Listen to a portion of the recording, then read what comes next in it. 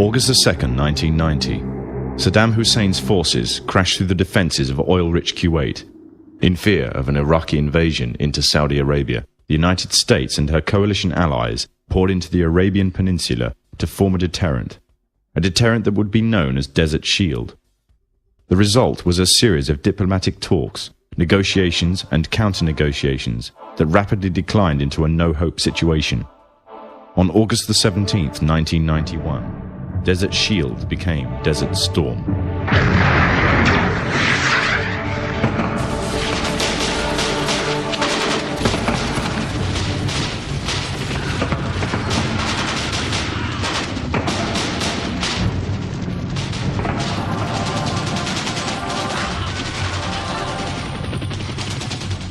The conflict was witnessed by millions through the eye of CNN and the BBC, showing propaganda of the systematic eradication of Saddam's forces by a coalition far superior in technological, political, and economic power. However, what was little known was that from the outset the war was engineered, controlled, and manipulated by an elite group. A group which had created the illusion of a man with power, at the head of a million-strong army, on the verge of going nuclear. A man who had gained control over 1/5 of the world's oil overnight. However, in reality, he was merely a pawn, in amongst many pawns, just a puppet in a grand master plan, with the Gulf War as a well-orchestrated stepping stone. The orchestrators of the war were by no means strangers to controlling major world events. In fact, they have done so for centuries. From the shadows, they have engineered every major war, revolution, and recession. They control everything you read, everything you hear, and everything you see. They have managed to indoctrinate an entire populace to their way of thinking, and have infiltrated key positions in places of authority. And it is from the shadows that they have created a new political order, a new economic order, and more sinister, a new religious order. Their ultimate aim is total global domination, and they will stop at nothing to reach their goal. The goal that was outlined in a speech given by former President of the United States, George Bush. What is at stake is more than one small country. It is a big idea, a new world order.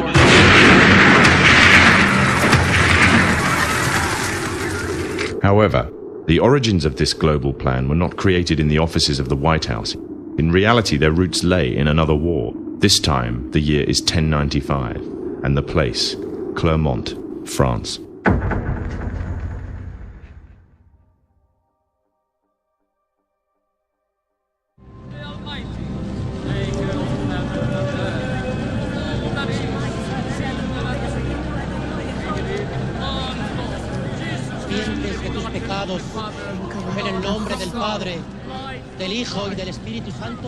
The 11th century Europe was ruled by the Church, which held a firm grip on the hearts and minds of the people. This power enabled Pope Urban II to wage war on the Muslim Caliphate and crusade in what he called a War of the Cross, to recapture the land of Jerusalem. It had been under Muslim rule since the year 637, but in 1099, this rule was brought to a bloody and sudden end. In the name of the cross, women were raped and murdered. Children were put to the sword, and it is said that blood ran in the streets knee-high to the horses. Out of this land of bloodshed and terror, a group of men arose. Men that would stop at nothing to get what they wanted, no matter what the cost. 20 years after Jerusalem was taken, the Dome of the Rock was seized by a group of warrior monks calling themselves the Knights of the Temple of Solomon, or more simply, the Knights Templars.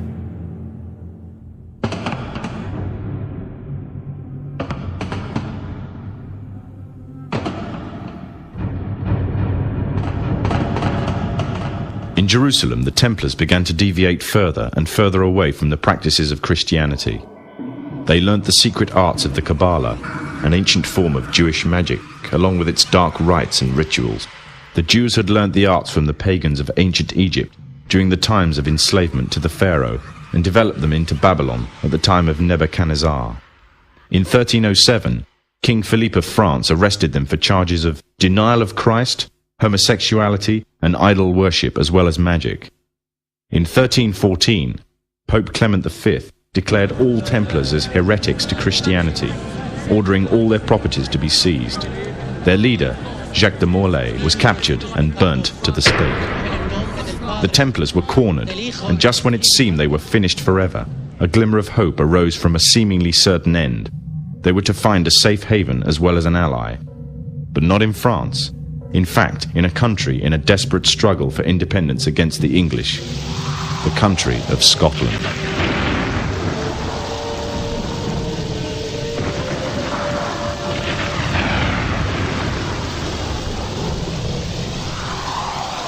For some, Scotland's hope of independence had died with the death of William Wallace. However, to the King of Scotland, Robert the Bruce, the arrival of the Templars gave him a new secret weapon. Their experience, gained over 200 years of fighting the mighty armies of Islam, had made them expert in combat and warfare, and more than a match for any army brought before them. In 1314, the Templars, allied with Robert the Bruce and his army, took to the fields of Bannockburn in the long-awaited showdown with the English. Robert the Bruce's foresight paid off. The 25,000-strong English army suffered a humiliating defeat at the hands of only 6,500 men. The dream of an independent Scotland had finally been achieved. The Templars had brought themselves back from the brink of destruction, and never again would they allow themselves to be destroyed. This time they would control the country by controlling its kings, and in order to preserve their secret order, the Templars would have to die, or more precisely, the name would have to die. The Templars, who had escaped Europe, were finally laid to rest in Roslin Chapel, Scotland, which stands to this day as sign of their presence in Britain. Their descendants became the true power of Scotland. In 1603, the death of Queen Elizabeth I left England without an heir to the throne. By virtue of descent, King James V of Scotland became King of England. In doing so, Scotland and England joined to form a new kingdom, and the power that the Templars held over Scotland spread to give them a firm grip on the whole of Great Britain. For over 100 years, the Templars concealed their activities, fading into the background until they were little known and little remembered. However, they did not cease to keep a firm grip on Britain. All the time they were planning, regrouping, and infiltrating positions of power in all corners of the kingdom. In 1717, the Templars made their reappearance in Europe. They had grown in both number and strength, and were now ready to coin a new identity, free from their reputation of the past, and given credibility by none other than the monarchy and aristocracy of England. And the name they chose for themselves was a name that would be known by many, but understood by a few. This new name, the Freemasons. The new identity and the grandeur of its members afforded the Masons with respect and dignity. The first royal member of the Freemasons was Frederick, Prince of Wales. The latest members include Prince Philip, the Duke of Edinburgh, and consort to the current Queen of England, Elizabeth II, who herself is a grand patron to the Masons. However, behind closed doors, the Freemasons were free to indulge in the secret rites and rituals handed down to them by their ancestors, and these became the basis of their levels of membership, called degrees. The Freemasons were not content with power in Britain alone. Their ambitions were far greater. In the years to come, the world would witness Europe and America being plagued by wars and revolutions, each more devastating than the other. However, these would not be as commonly believed, the spontaneous effects of a downtrodden people, but in fact schemes created by the exclusive few, driven by hunger for absolute power. All this would take place from the very country from which they had fled centuries earlier, and would become the base for their global domination.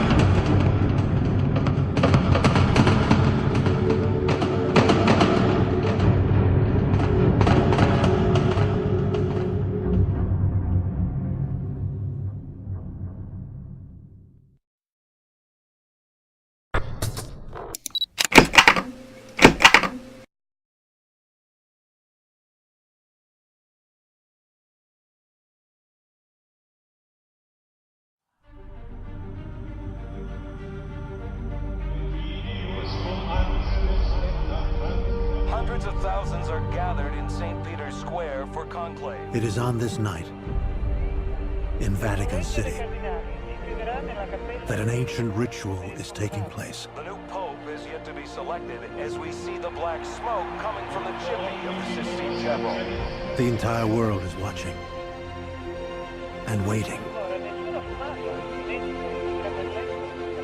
Which is why this is the perfect moment for our revenge. This is the day of reckoning. Our church is at war. This is the first marker. The path is alive. You're talking about the moment of creation. Open the doors and tell the world the truth.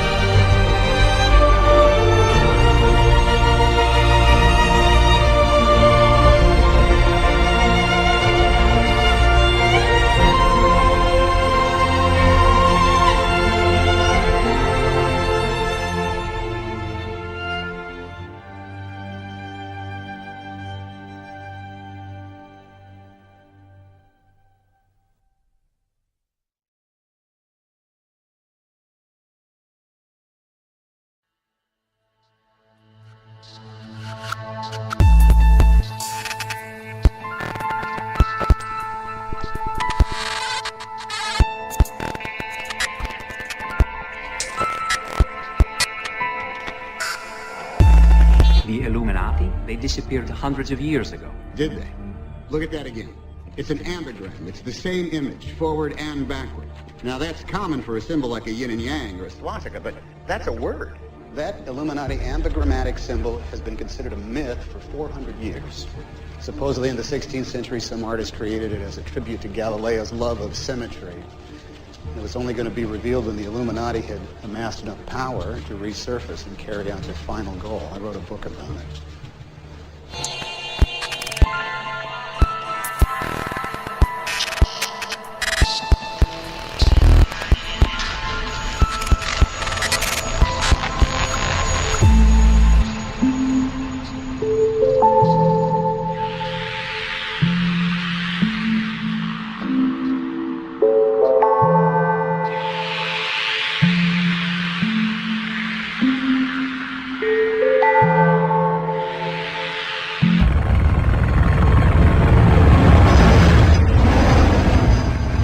If the Illuminati have returned and are in Rome, we will hunt them down and kill them.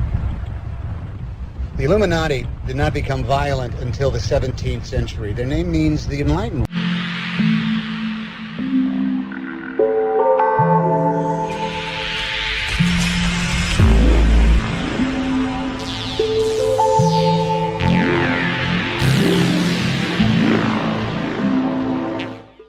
They were physicists, mathematicians, astronomers. They were concerned with the church's inaccurate teaching, and they were dedicated to scientific truth. But the Vatican didn't like that. So the church began to, how did you say it? Oh, hunt them down and kill them. Drove them underground into a secret society.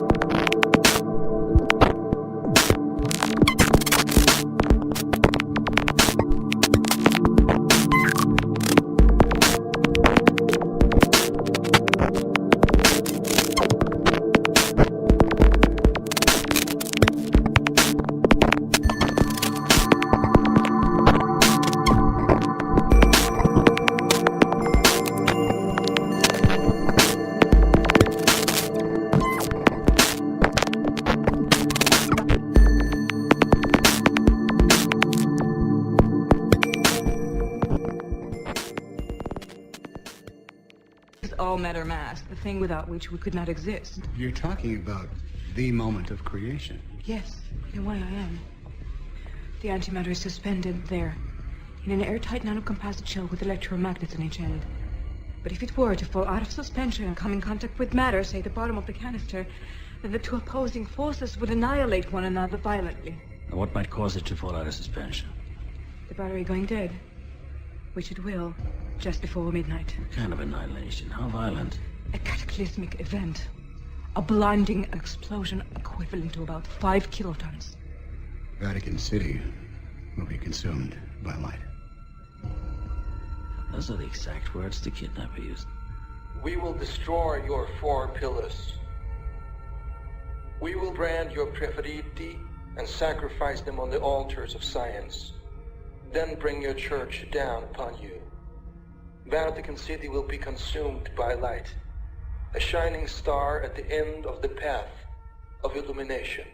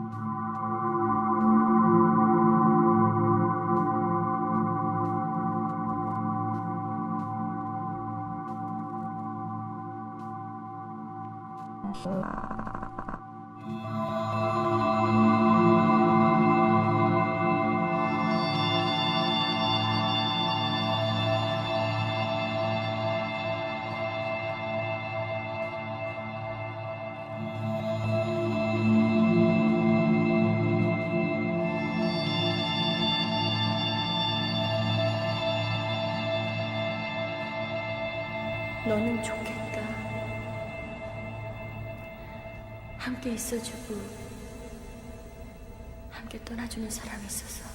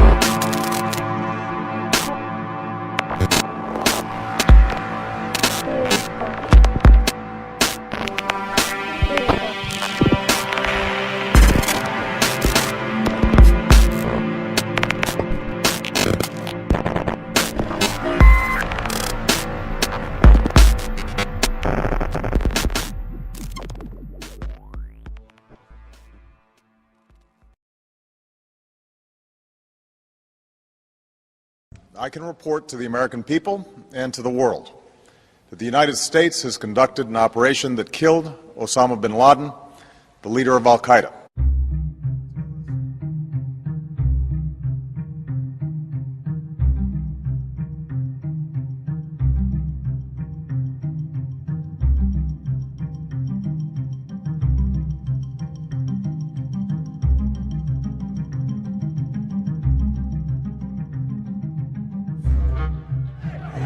The reaction to these celebrations was mixed. Many people wanted to join in them. Others were appalled and felt that it was unseemly.